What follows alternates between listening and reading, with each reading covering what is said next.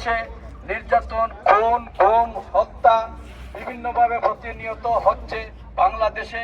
তাই সরকারের প্রতি আমি উদারত আহ্বান জানাবো এই সবগুলা দ্রুত বিচার করার জন্য।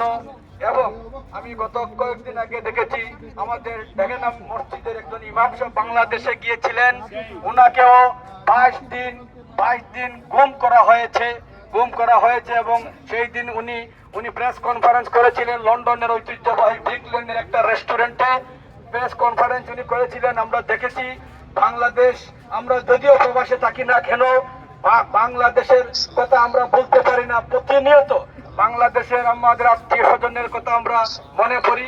আমরা প্রবাসে থাকলেও আমাদের কিছু দায়বদ্ধতা রয়েছে, আর দায়বদ্ধতার কারণে আজকে ওয়ার্ল্ড হিউম্যান রাইটস অর্গানাইজেশন যুক্তরাজ্য কমিটির পক্ষ থেকে আমরা প্রতিবাদ জানাচ্ছি এবং তীব্র নিন্দা আমরা জানাচ্ছি।